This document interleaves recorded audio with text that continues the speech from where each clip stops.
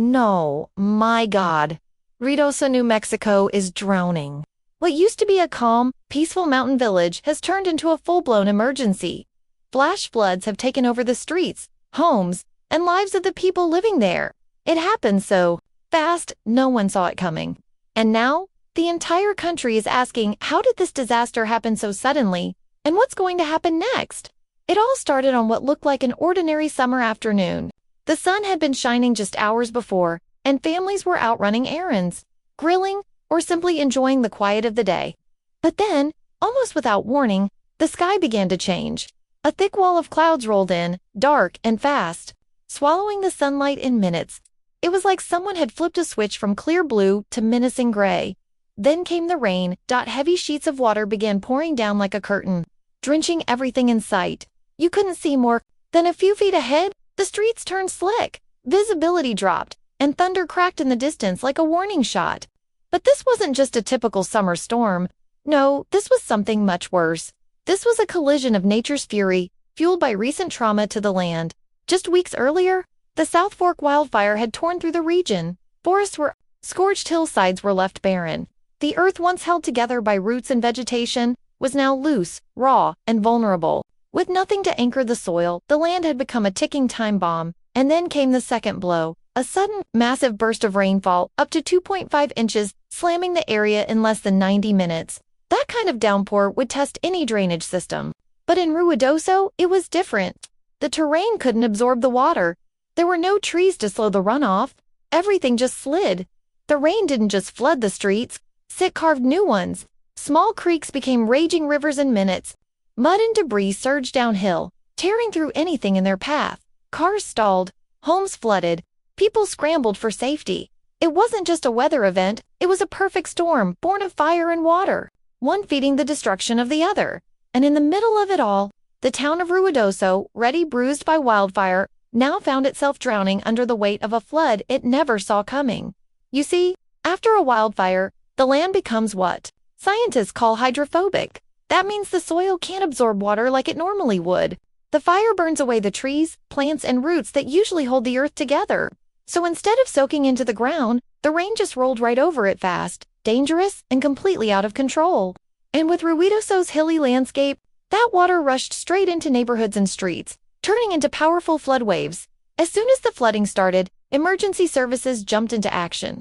Within minutes, alerts were pushed to phones across the area, loud tones, followed by urgent messages warning residents to seek higher ground immediately.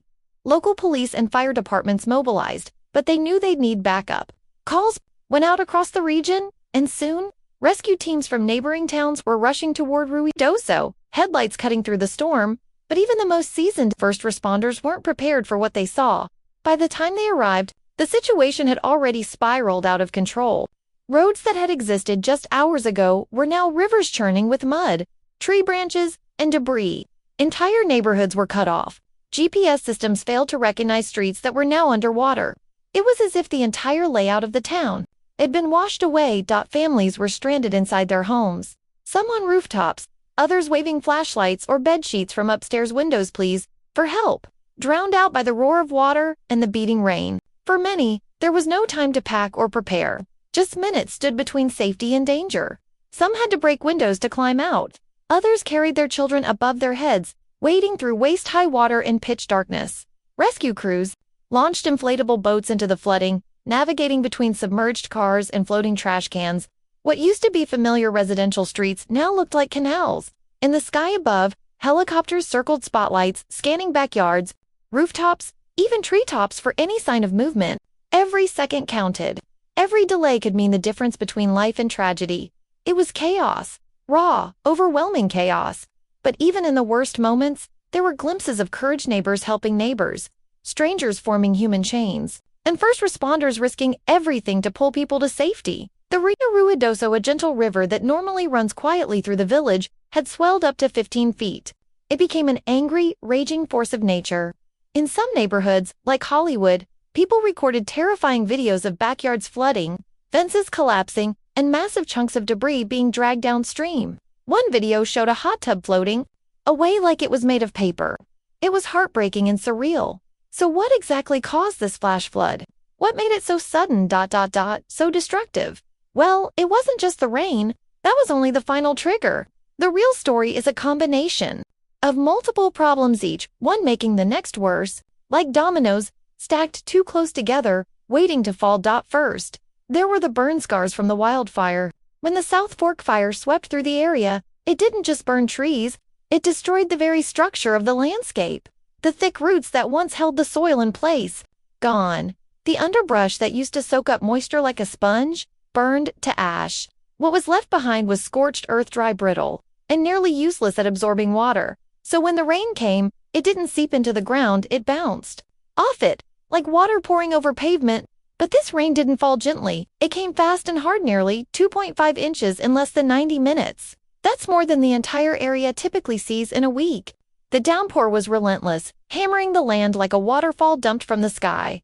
Next, there was the shape of the land itself. Ruidoso sits in a series of sloped valleys, beautiful in the dry season, dangerous during storms. Once the rain hit, gravity did the rest. Water raced downhill at terrifying speeds, picking up force with every foot it traveled, and then came the wildfires, lasting damage the unstable soil, now loaded with ash, dead roots, and loose sediment. As the floodwaters rolled downhill, they carried all that debris with them, mixing it into a dark, heavy sludge. This wasn't clean water. It was thick, dirty, and destructive, able to knock down fences, clog drains, and bury cars in mud. And finally, there was something man-made: growth. In recent years, Ruidoso's population has expanded. More homes, more roads, more paved surfaces. All of it reduces the amount of natural land where water can safely drain. Instead of spreading out and soaking in, the water had no choice but to run in fast. Put all of that together: fire, damage to rain, torrential rain, unstable hillsides, rapid development, and you get a perfect storm. Not just a weather event, but a man in a nature-made disaster, set in motion long before the first drop of rain even fell. For the people who live in Ruidoso, this is more than just a news story, it's their reality. Many of them were already trying to rebuild their homes after the wildfires. Now they're watching those same homes get destroyed by floodwaters. Some residents had just returned to their neighborhoods, thinking the worst was over. Now, they're facing a second nightmare. Schools are shut down, businesses are flooded, families have lost everything again. The emotional and financial stress is overwhelming. But even as the floodwaters begin to slowly recede, the real work is only just beginning. The storm may have passed, but what it left behind is a shattered townhomes waterlogged from floor to ceiling, walls swollen and warped by moisture, sofas, baby cribs, photo albums all soaked, ruined, or swept away. The smell of damp wood and mud hangs in the air. For many families, the place they once called home no longer feels livable. Roads are fractured, some with deep cracks running through the asphalt, others completely washed out. Bridges that once connected neighborhoods now stand weakened, their foundations unstable from the surging flood. Getting from one side of town to the other is no longer simple, it's dangerous. Emergency crews, who just days ago were in full rescue mode, are now shifting to recovery and cleanup. They're clearing debris, checking for structural safety, delivering food and water, and searching remote areas that might still be cut off. But even with all hands on deck, the road to recovery will be long and exhausting, measured not in days or weeks, but in months, maybe even years. In the background, engineers and government officials are already holding meetings, drafting long-term plans. Discussions include everything from replanting native trees and grasses to stabilize the hillsides, to building new drainage systems that can handle future downpours. Federal agencies are being called in to offer support, both technical and financial. Families are filling out paperwork, lining up at assistance centers, hoping to get just enough help to start over. But danger still lingers. The ground remains fragile, saturated, and unstable. Even a short rain shower in the coming days could be enough to trigger new flash floods or dangerous mudslides. That's why officials are urging residents to stay alert, stay prepared, and stay informed, even if the skies above look blue. Because in places like Ruidoso, where wildfire met, flood recovery isn't just about rebuilding what was lost, it's about protecting what's still at risk. One thing that hasn't changed, though, is the strength of the Ruidoso community. Despite everything, neighbors are helping each other. Families are opening their doors to evacuees. Rescue workers are risking their lives every day. Even in the face of destruction, the town is standing together. Authorities are making one thing very clear: the danger is not over.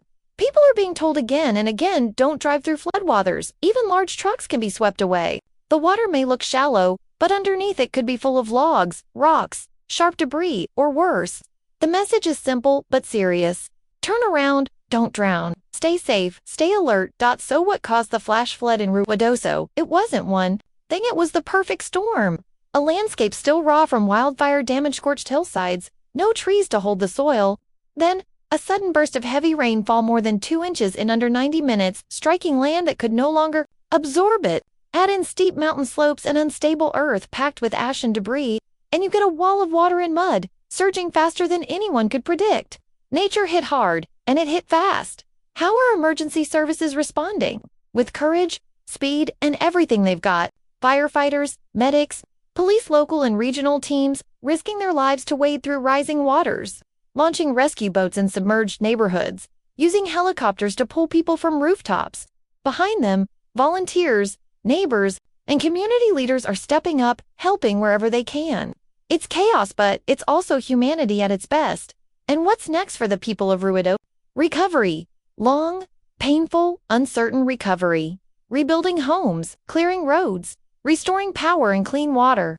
Engineers are already rethinking the town's defenses, how to reinforce the land, redirect water, and prevent this from happening. Again, federal aid is on the way.